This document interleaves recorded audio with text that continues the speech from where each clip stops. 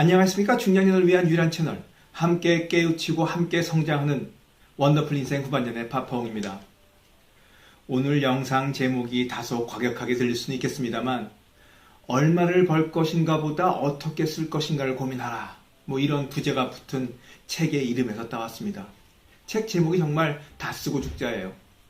인생 후반전에는 노후 자금을 어떻게 마련할까도 중요하지만 모아놓은 자금을 어떻게 잘 쓸지도 고민해야 할 사안이라고 생각합니다. 이거 좀 들어보세요. 글쎄, 서울시에 거주하는 대학생을 상대로 아버지에게 원하는 것이 무엇인가라는 설문조사가 있었대요. 글쎄, 그 결과 40%의 학생이 돈을 원한다고 답을 했다고 합니다.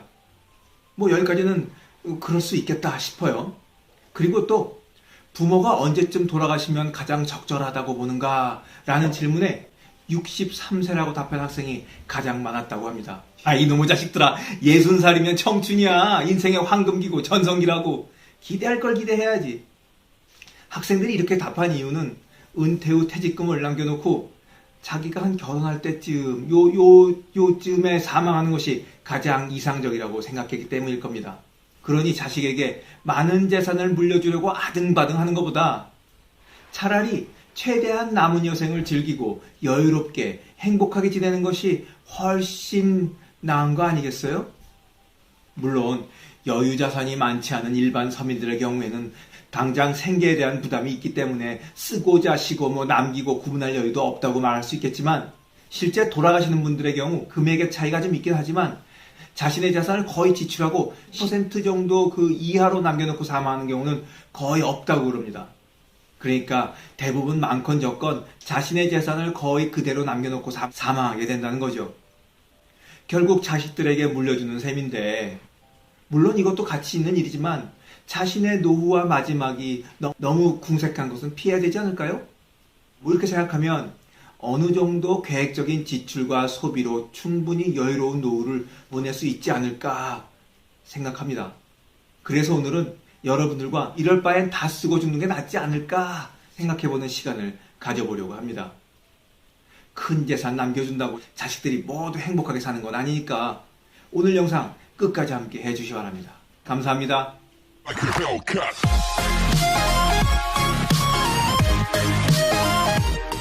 상속 관련 사건들이 계속 증가 추세에 있다고 합니다.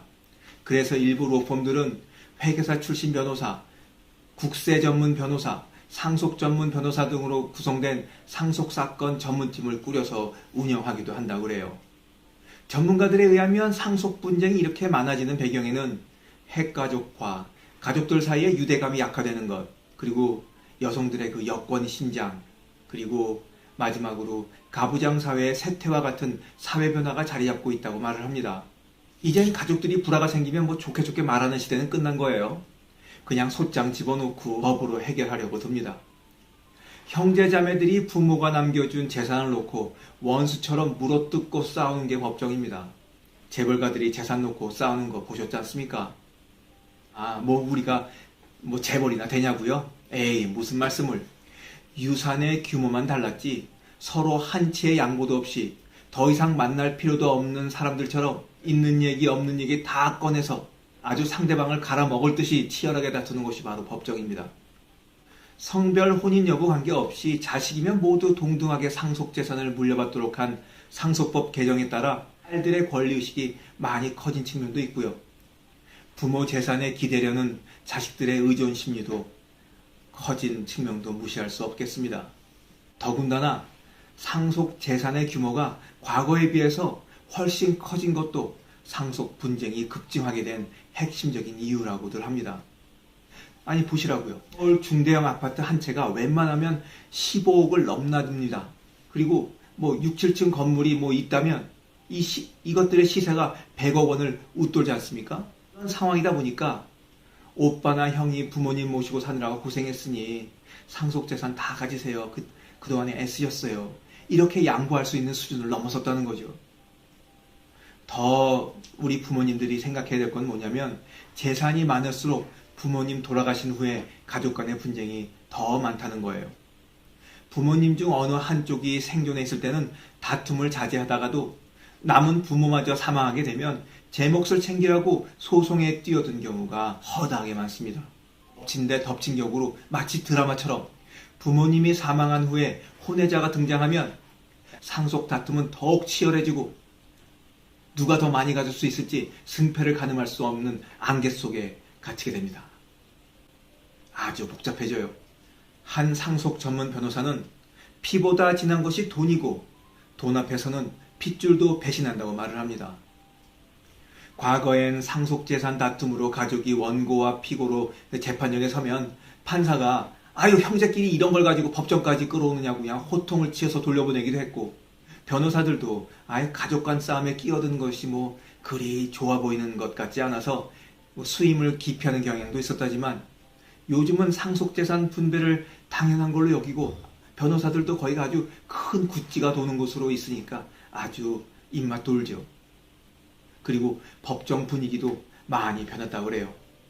판사 앞에서 형, 동생, 누나를 누구누구 씨라고 지칭하는가 하면 서로 눈도 마주치지 않고 말을 섞지도 않은 경우가 다반사입니다. 또 법정 복도에서 마주치거나 상속재산 분할 협의를 위한 조정위원들 앞에 있을 때도 삿대질을 하며 욕설을 퍼붓고 울며 불며 난장판을 벌이는 광경이 종종 벌어진다 그래요. 그리고 또 소송이 시작되면 부모님들 생전에 돌본 간병인, 치매 등의 진단을 내린 의사, 집안 어르신 등이 줄줄이 증인으로 불려나오게 되는데, 그 과정에서 이미 곤이 된 아버지나 어머니의 그 인생이 적나라하게 아주 민낯을 드러내고 공개된다고 합니다. 아유, 죽어서라도 이런 꼴 당하고 싶지 않으시면 오늘 영상 제목처럼 이럴 바엔 다 쓰고 죽는 것도 좋은 방법일 수 있겠습니다. 그리고 사실 재산을 다 쓰고 죽기 위한 방법은 생각보다 어렵지 않습니다. 돈을 다 쓰고 죽는다고 해서 길거리에 뿌리고 다니는 것이 아니라 부부가 함께 전 재산의 연금화를 구축하면 되거든요. 부동산도 주택연금으로 돌려놓고 금융상품도 즉시연금 등의 상품을 가입해서 죽을 때까지 원리금을 연금으로 수령하면 될 일입니다. 그러니까 월급처럼 꼬박꼬박 가진 재산을 받아내는 거죠. 주택연금의 경우는 사망 시점까지 주택의 잔존 가치가 남아있으면 그대로 자식들에게 상속되기도 하니까 부동산의 연금화 아주 좋은 방법이라고 생각됩니다. 아울러 병원비나 긴급자금의 지출이 필요한 수도 있으니까 어느 정도의 목돈은 CMA로 불리는 종합자산관리나 MMF라고 하는 단기금융펀드와 같이 수시로 입출금이 자유로운 통장에 넣어두고 사용하면 된다고 은퇴 설계 전문가들은 얘기를 하는데, 그냥 무작정 이 말만 듣고 또 따라서 가입하지 마시고 차근차근 여러분들이 원하는 라이프 스타일이 그런 금융상품과 맞는지 꼼꼼히 따져보고 결정하셔야 됩니다. 다 남의 말 듣지 마시고요. 전문가들은 갈수록 심해지는 형제 자매 간의 상속 분쟁을 막으려면 가정교육이 무엇보다 중요하다고 얘기를 합니다. 자식들이 어렸을 때부터 부모 재산은 자기들의 것이 아니라는 생각을 심어줘야 하고, 어른이 되어서는 자식들을 정신적, 금전적으로 독립시키는 게 중요한데, 이미 아이들이 성장한 우리 세대들은 지금부터라도 자식들에게 이를 인식시키고 각인시키도록 노력해야 되는 거예요. 늦었다고 생각하고 이 노력을 게을리해서는 안 될 일이고, 자식들에게 절대 하면 안 되는 말이 있는데, 나 죽으면 이 재산 다 어디 가니? 다 네 거잖니? 어? 다 너희들 될 건데 왜 그래? 이런 식의 말을 꺼내지도 말라라는 겁니다.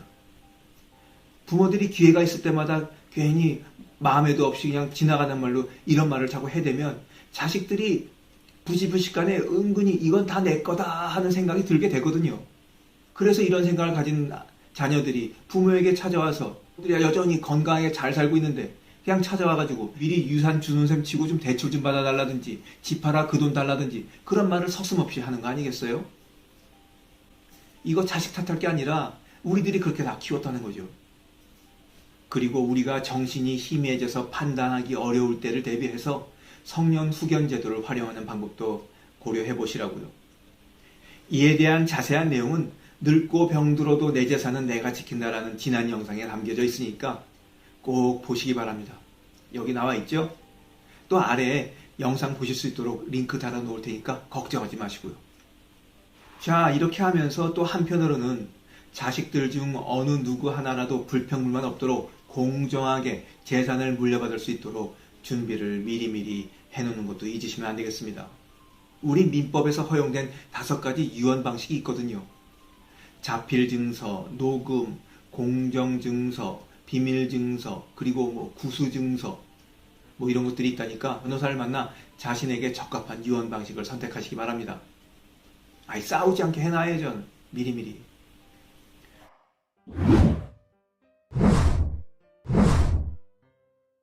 영상 제목이야 다 쓰고 죽자라고 했지만 제가 강조하고 싶은 것은 평생 모은 재산 놔두고 궁색하게 살지 말고 노후를 좀 더 여유롭고 안락하게 사는데 쓰는 게 우선이다, 이런 말씀을 드리고 싶으면서, 그리고 남은 것은 아들, 딸 가리지 말고 자식들 모두가 납득할 수 있게 공평하게 나눠주자, 이 말씀입니다.